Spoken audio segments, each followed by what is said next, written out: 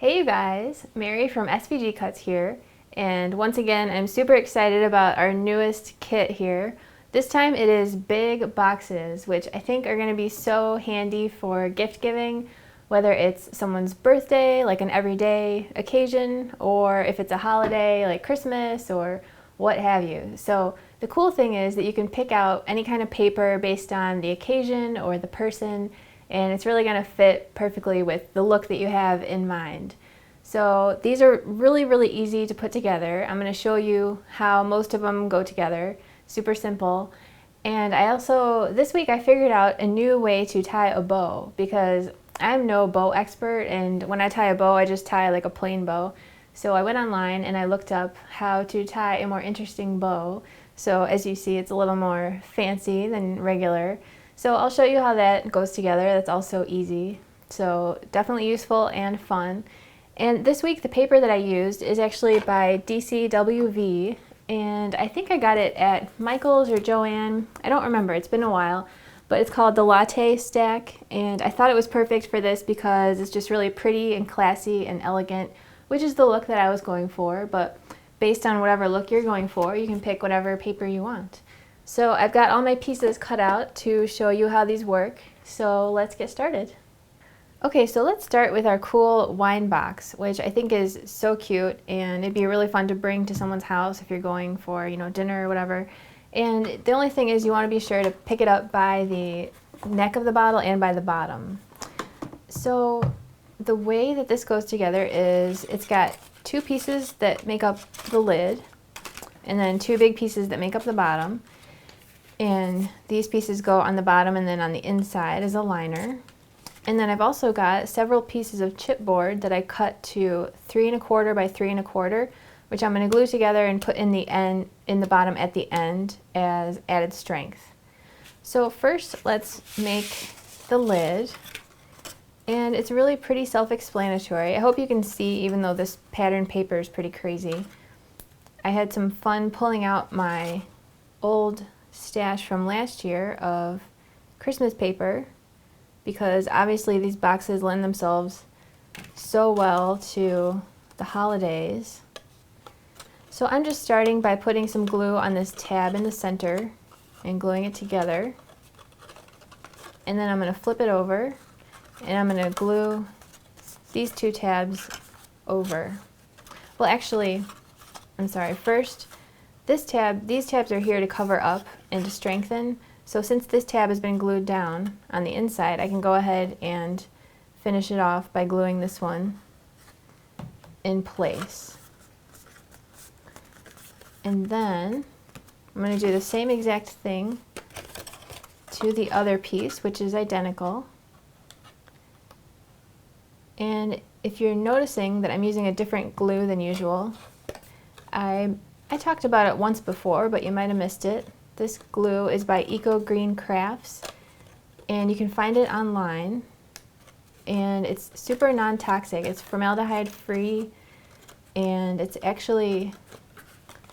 so non-toxic that if you actually ate it, it wouldn't be bad for you. Not that I would recommend eating it, but it's pretty cool. Since you get it on your hands, it's nice that it's not full of chemicals. Okay, so next let's put some glue on this tab here, and we're going to put that in place and start to close it up with the other side here. And then I can go ahead and glue this tab down to hide the tab that I just glued last. And then I'll just close it up by putting glue on this tab and putting that in place. And then next, all I'm going to do is cover that up by gluing this one down. And then I'm going to close it up by putting glue here, holding that while it dries, and then doing the same exact thing over here. And that's the lid. So now for the bottom part of my wine box, I've got these two large pieces, and it's very self-explanatory. I probably don't even need to show you this, but all I'm going to do is glue one tab on one to the other, being careful to line up the edge of one paper with the crease on the other. And then obviously I'm just going to do the same thing on the other side, glue that in place. Then when that's dry, I can go ahead and put glue on all these tabs and take the larger circle of the two and glue that on the bottom. And then when that's dry, I can go ahead and flip it over and glue my chipboard pieces in the bottom. And if you think you don't have chipboard, just take a look at the back of some of your paper stacks. You might have a piece of chipboard, just part of the packaging in the back. And then finish it off with the smaller rectangle, or square, I mean. Now one more thing that you can do is obviously add a cute little ribbon with some raffia like I did here, and maybe some gemstones. And then when you take the top off, obviously your wine's in there, and when you put it on, since the bottom is shaped like it's angled, the top is a little bigger than the bottom is. When you put your lid on, you're going to have to squeeze the bottom box a little bit to get it on, and then it's got a nice snug fit. So next for our Gable box, which is this large, awesome box with the handle here, I've already cut my pieces out of Christmas paper again, which I thought was so fun. So we've got the bottom and the liner, which are two rectangles. One is a little bit smaller than the other. The larger one is the bottom. And then I've already gone ahead and glued, this is one piece and this is one piece. I glued them together on this tab right here. And then I went ahead and put my fun panels of paper on as embellishment. So all I'm going to do is I've got two that are just like this. You can see the other one is down here. And I'm just going to put some glue on this one tab on the right side. And this one also is so self-explanatory and so easy when you just look at it. But just in case you're wondering, it just goes together like this. And then all I'm going to do is flip this over and do the same thing on the other side. And just put some glue on this tab here. And put that in place on the other side. And I did not add any chipboard to the bottom of this box, but if I was putting a gift in it that felt a little bit heavy, I would just manually cut a nice piece of chipboard or two to fit in the bottom, and that'll make it a lot stronger. So now all we're going to do, oops, my other side came undone. All we're going to do now is flip this over, and we're going to fold these tabs down, put some glue on all four of them, and take your larger rectangle, glue that on the bottom, and then when that's dry you can flip it over and you can put your smaller rectangle on the inside to cover up those tabs and give it a nice finished look. Then to close it up, you just go like this, and it's super cute. So next we've got our circular photo box, our round photo box, and obviously the photo and the frame are optional, so you can get crafty and creative and do it in your own style. So I'm just going to show you the lid because the bottom is basically the same. So for the lid, we've got these three pieces here, and we've got two circles. One is the top and the other one is smaller, and that's the liner that goes inside at the end. So the first thing we're going to do is put some glue. Actually, I'm going to use another adhesive that I've been liking lately. It's this by Glue Arts, and this one is a permanent tack. And the cool thing is you just buy these little cartridges and you just go like that and you're ready to use it. You don't have to like thread it around or go online to look up instructions or anything. Super easy. And there's different levels of tackiness. Like this one is permanent, but they also have like a less strong one. There's like 5 different levels of strength, which is pretty cool. I think I really just only want to use the permanent tackiness, but it's cool to know that there's other options. There's one that's repositionable. Maybe if you're doing a scrapbook page and you might want to move stuff around or something. So just glue these together like this. It does not matter what order they go in. And I'm at the end here, so I'm just going to close up my circle by doing the same thing I just did. And just do my best to line it up so that this is a nice straight line and those meet in the middle there. Okay, so we've got our circle, and all we're going to do is bend all these tabs over, and I'm just going to get out my glue, and all I'm going to do is put a nice thin line all the way around, and then I'm also going to go back and do like a line on each one of these just to get a nice amount of glue spread out on all of them quickly.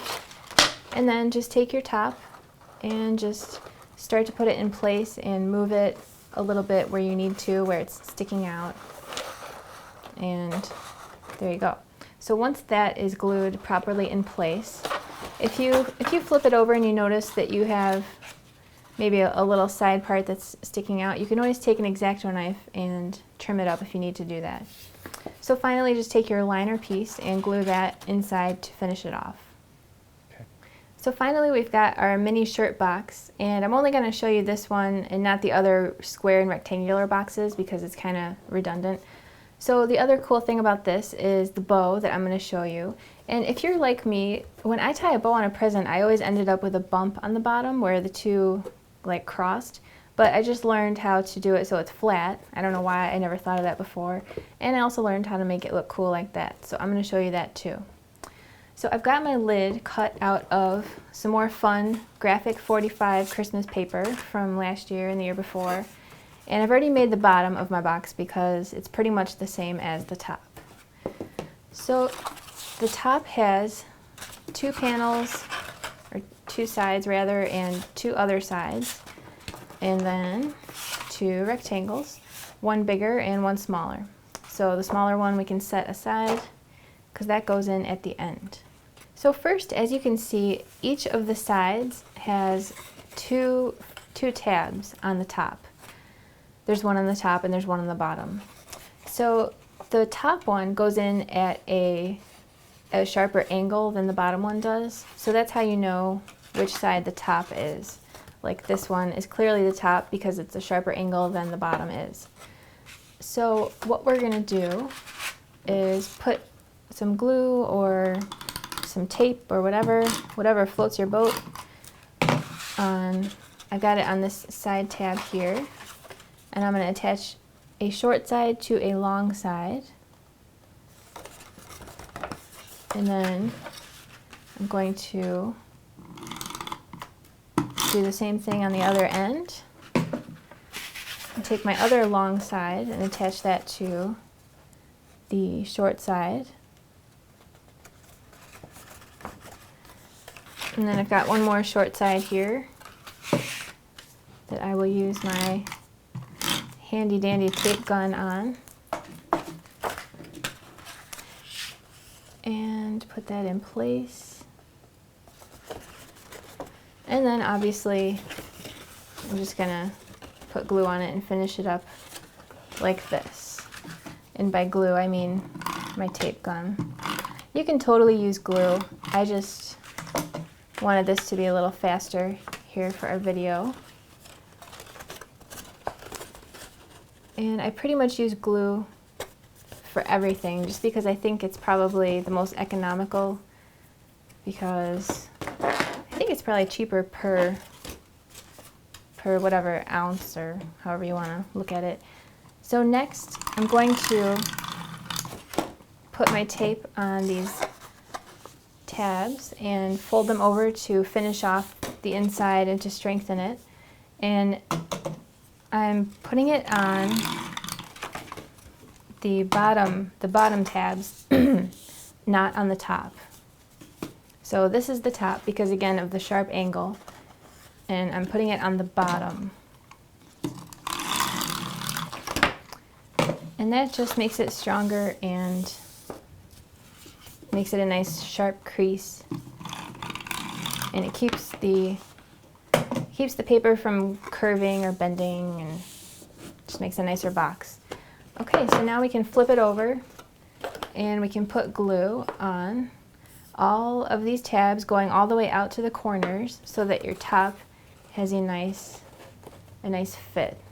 So go ahead and glue that in place and flip it over, push it down, and then take your liner piece and glue that on the inside to finish it off. So now for the bow that is new to me here. I just went and picked up some ribbon at Joann Fabrics, and it just happens to be wire edge ribbon, which I like because then you can kind of fix the bow to look real nice when you're done. So I cut a piece that's probably about 2 feet long, and I've got it in half here, and my thumb is in the middle, and I'm just going to wrap it around like this, and then do the same thing on the other side so that it's in like a figure 8 type of shape. Then I'm going to take the other side here and just bring it in, and I'm going to keep holding it in the middle, and I'm going to take the other side and bring that in too. And I've got it like this, so now I'm just going to kind of squeeze it all together, and then I've got a little piece of wire here. It's like a medium gauge I just happen to have.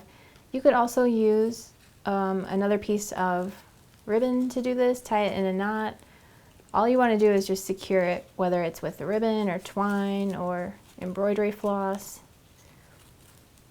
And mine is not perfect. I can already tell it's not perfect. It's a little uneven, but it's still going to be cute. I don't think it really makes a big difference.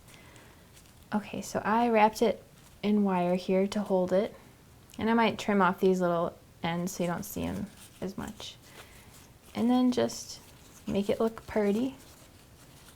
Mine's a little bit uneven, so maybe you can be a little more careful with yours. Yeah, this top one's a little too long, but you get the basic idea. And then what I'm going to do is I'm going to measure out how much ribbon I need to go around by doing this. This is probably something that you already do when you wrap gifts, I bet. So that's enough ribbon to go all the way around, and then I want some extra to tie. So now I'm going, normally I would take this in half like this. I've got it in half. Normally I would put the middle in the middle, and I would go around and I would do like this. And that's how you get your bump on the bottom, and then it doesn't want to sit flat. So what I read online, and I would give credit where credit's due, but it was kind of a messy website. I couldn't really tell who was giving this tip, so I'm sorry. But instead of doing that, I'm going to leave, this is how much I want to just tie into a knot at the end on each side. So I'm going to leave it like this. I'm going to go around the gift all the way back around to the front, and then make my twist here on the top instead of on the bottom, and then it's nice and flat on the bottom, and then come back here, and I'm going to go underneath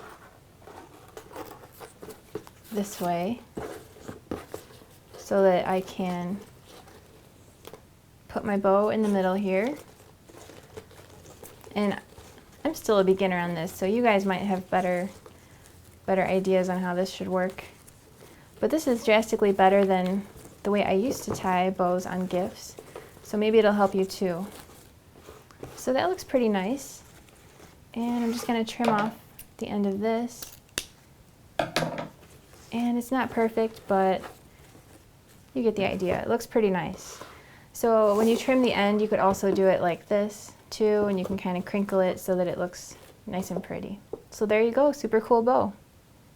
So there you have it, super fun projects and super useful too, which I love. And I can't wait to make some of these for upcoming birthdays in my family and for my friends. So I hope they're useful for you too, and if you make any, I would love to see pictures on our Facebook wall or in our forum. So thanks for watching, catch you next time, and happy crafting!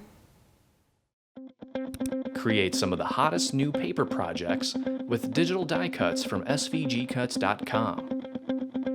SVG Cuts is daffodils, pumpkin pie, advent calendars, paper luminaries, holiday place cards, Thanksgiving decor, pre-designed cards, and scrapbook pages. SVG Cuts is three-dimensional, handmade, functional, inspiring, professional, adorable, whimsical, spooky, classy, and impressive. Browse hundreds of free designs and download new free designs every week. Get inspired in our step-by-step idea gallery and let us walk you through assembling your favorite 3D project. If you love our design, you'll love our customer service. We've got the testimonials and fans to prove it. Get the latest papercraft news from our videos and podcasts, and use our weekly promotions to save on your favorite designs. Load your paper and cut, or get creative with unique combinations all your own.